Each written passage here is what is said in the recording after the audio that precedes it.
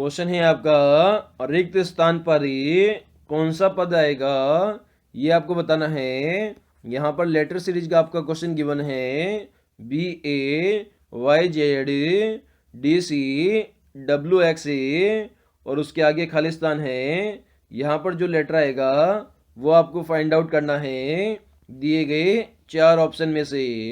तो इसे हमें सॉल्व करने की यहाँ पर कोशिश करते हैं। तो यहाँ पर आपने देखा, सबसे पहले BA लिखा हुआ है, उसके आगे YZ लिखा हुआ है, उसके आगे DC लिखा हुआ है, उसके आगे WX लिखा गया है।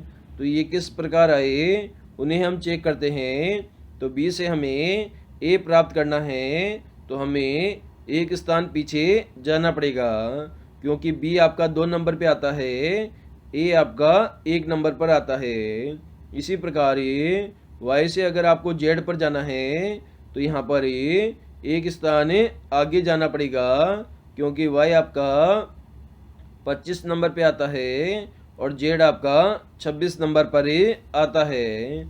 इसी प्रकार D से आपको C पर जाना है तो एक स्थान आपको पीछे जाना पड़ेगा, क्योंकि D आपका 4 नंबर पे आता है और C आपका 3 नंबर पर आता है। इसी प्रकार W से आपको X पर जाना है तो एक स्थान आगे जाना पड़ेगा, क्योंकि X कितने पे आता है, X आपका 24 नंबर पे आता है, जबकि जो W है वो आपका 23 नंबर पर आता है। तो नेक्स्ट यहाँ पर कौन सा पद आएगा जिसमें वह पद एक स्थान पीछे जाएगा, क्योंकि सबसे पहले एक स्थान पीछे गए, उसके बाद एक स्थान आगे गए, उसके बाद वापस से एक स्थान पीछे गए, उसके बाद एक स्थान आगे गए और वापस से एक स्थान पीछे गए। तो यहाँ पर कौन सा शब्द है जो कि अपने स्थान से एक स्थान पीछे है। तो यहाँ पर D के बाद E आया है, तो E क्या है, एक स्थान आगे है, तो आपका पहला ऑप्शन तो नहीं होगा। अब हम बात करते हैं सेकंड ऑप्शन की। यहाँ पर हम बात करते हैं तो E के बाद F लिखा हुआ है, तो यहाँ पर तो एक स्थान हम आगे गए, तो 2 नंबर ऑप्शन भी नहीं होगा। इसी प्रकार F है, F के बाद E लिखा हुआ है, तो E कितने नंबर पे आता है, 5 नंबर पे आता है। F आपका 6 नंबर पर आता है, तो 6 से हम 5 पर गए, एक स्थान पीछे गए, तो ऑप्शन नंबर C यहाँ पर आपका करेक्ट हो जाएगा। और D को हम चेक करते हैं, F के बाद G है, तो F जो है वो आपका 6 पर आता है, G आपका 7 पर आता है, तो 6 से 7 पर गए, मतलब एक स्थान आगे गए, तो ऑप्शन नंबर 4 भी गलत हो जाएगा। तो खाली स्थान पर हमारा कौन सा लेटर आ जाएगा, FE आ जाएगा, जो कि हमें ऑप्शन नंबर 3 में गिवन है। तो ऑप्शन नंबर 3 हमारा इस क्वेश्चन का आंसर हो जाएगा। क्वेश्चन है आपका, दिए गए 4 विकल्पों में से कौन सा दिया गया समुच्चय 1, 8 और 27 के सर्वाधिक समान है, ये आपको बताना है दिए गए 4 ऑप्शन में से। तो इसको हम एनालिसिस करते हैं। तो आपका लिखा हुआ है 1, 8 और 27 लिखा हुआ है। तो यहाँ पर 8 और 27 आपको देखा, तो 8 क्या होता है, 8 आपका 2 का क्यूब होता है। इसी प्रकार से 27 क्या होता है, 27 भी आपका 3 का क्यूब होता है। और 1 क्या होगा, 1 का क्यूब होगा। मतलब ये जो फॉर्मेशन है आपको, वो आपको क्यूबिक फॉर्म में दिया गया है। मतलब पहले 1 का क्यूब किया, फिर 2 का क्यूब किया और फिर 3 का क्यूब किया।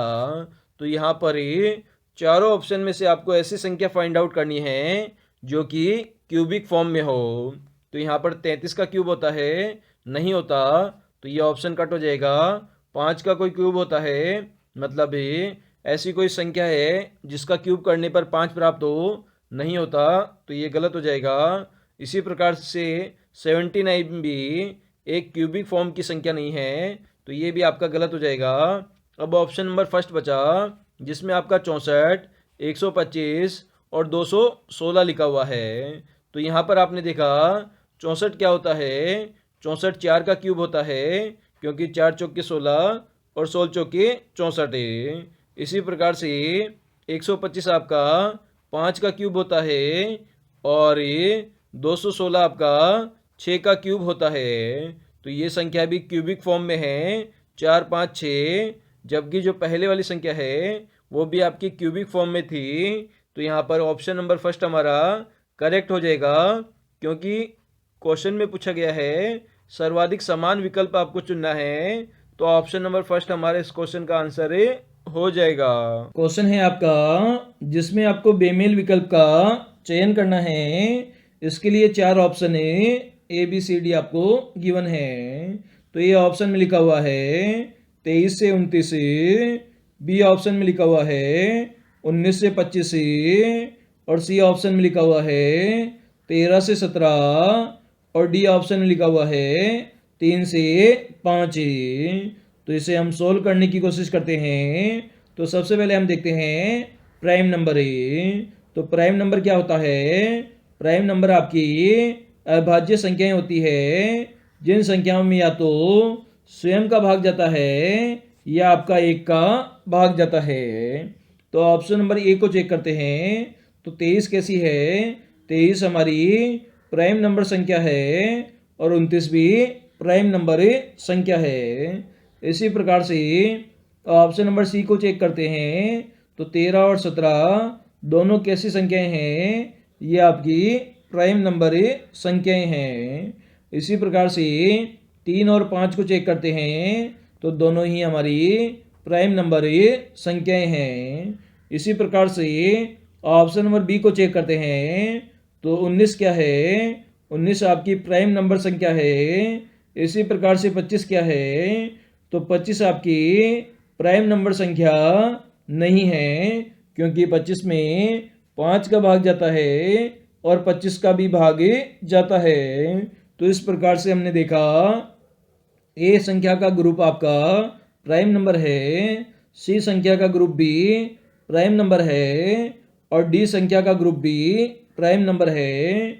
जबकि ऑप्शन नंबर बी में एक संख्या आपकी अभाज्य संख्या है और दूसरी भाज्य संख्या है। इस कारण से बी हमारा यहाँ पर बेमेल विकल्प हो जाएगा।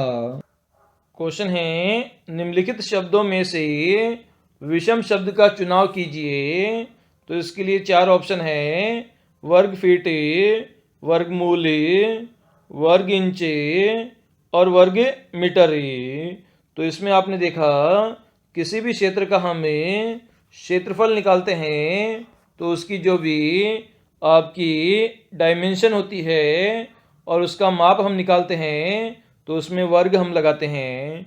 वर्ग बोले तो स्क्वायर लगाते हैं और उसके बाद में उसकी इकाई, मीटर है तो मीटर लिखते हैं, इंच है तो इंच लिखते हैं, फिट है तो फिट लिखते हैं। तो वर्ग फीट आपका क्षेत्रफल होता है, वर्ग इंच भी आपका क्षेत्रफल होता है, वर्ग मीटर भी आपका क्षेत्रफल होता है, लेकिन वर्गमूल एक क्षेत्रफल नहीं होता है। तो बी हमारा यहाँ पर बेमेल शब्द हो जाएगा। नंबर सीरीज आपको गिवन है 2 3 8 63। उसके बाद में क्वेश्चन मार्क है, इसका मान आपको निकालना है A B C D option में से। तो कैसे फाइंड आउट करेंगे? तो इसे सोल्व करने के लिए हम देखेंगे, अगर सबसे पहले हमें 2 से 3 पर पहुंचना है, अगर यहाँ पर 2 का स्क्वायर कर दिया जाए और उसमें से 1 घटा दिया जाए तो 4 - 1 कितना हो जाता है? ये हमारा 3 हो जाता है। इसी प्रकार से हमें 3 से 8 पर पहुंचना है, अगर 3 का स्क्वायर कर दिया जाए और उसमें से 1 घटा दिया जाए तो 9 - 1 कितना हो जाता है? हमारा 8 हो जाता है। इसी प्रकार से हमें 8 से 63 पर पहुंचना है, तो अगर 8 का स्क्वायर कर दें और उसमें से 1 घटा दें तो 64 - 1 कितना हो जाता है? हमारा 63 हो जाता है। तो आगे वाली संख्या हमें फाइंड आउट करनी है, क्वेश्चन मार्क वाली। तो वो कैसे करेंगे? तो सबसे पहले हमने क्या किया, 2 से हमें 3 पर पहुंचने पे जो प्रीवियस जो संख्या है मतलब 2 का स्क्वायर किया, उसमें से 1 घटाया। इसी प्रकार से 3 से 8 पर पहुंचने के लिए हमने 3 का तो स्क्वायर किया और उसमें से 1 घटाया। इसी प्रकार से 8 से हमें 63 पर पहुंचना है, तो 8 का हमने स्क्वायर किया और उसमें से हमने 1 घटा दिया, तो हम 63 पर पहुंच गए। इसी प्रकार से हमें नेक्स्ट संख्या पर पहुंचना है, तो हम 63 का स्क्वायर करेंगे और उसमें से 1 घटाएंगे। तो 63 का स्क्वायर कितना होता है? ये हमारा 3969 होता है, जिसमें से 1 माइनस करने पर 3968 हमारा आंसर हो जाता है, जो कि ऑप्शन नंबर डी हमारा बिल्कुल करेक्ट है। तो एक बार वापस देखते हैं। 2 से हमें 3 पर पहुंचना है, तो 2 का स्क्वायर किया, उसमें से 1 घटा दिया। 3 से हमें 8 पर पहुंचना है, तो 3 का स्क्वायर किया, उसमें से 1 घटा दिया। 8 से हमें 63 पर पहुंचना है, तो 8 का स्क्वायर किया, उसमें से 1 घटा दिया। 63 से हमें क्वेश्चन मार्क पर पहुंचना है, तो 63 का स्क्वायर करेंगे और उसमें से 1 घटा देंगे। 63 का स्क्वायर हमारा हो जाएगा 3969 हो जाएगा, उसमें से 1 घटाएंगे, तो 3968 होगा, जो कि ऑप्शन नंबर डी हमारा बिल्कुल करेक्ट है। क्वेश्चन है आपका, प्रत्येक शब्द में से प्रत्येक अक्षर का केवल एक बार प्रयोग करते हुए अक्षर UTB के कितने अर्थपूर्ण शब्द बनाए जा सकते हैं? तो आपके पास में शब्द है UTB, तो U को हम फिक्स कर देते हैं, तो दूसरा शब्द बन जाएगा UBT बन जाएगा। इसी प्रकार से T को हम फिक्स कर देते हैं, तो TUB बन जाएगा और TBU बन जाएगा। इसी प्रकार से B को हम फिक्स कर देते हैं, तो BTU बन जाएगा और BUT बन जाएगा। तो यहाँ पर अर्थपूर्ण शब्द आपको बताने हैं, तो बट आपका एक अर्थपूर्ण शब्द होता है, बट मनी लेकिन। इसी प्रकार से टब भी आपका एक अर्थपूर्ण शब्द होता है, तो यहाँ पर UTB अक्षर की सहायता से हमने 2 अर्थपूर्ण शब्द बनाए हैं।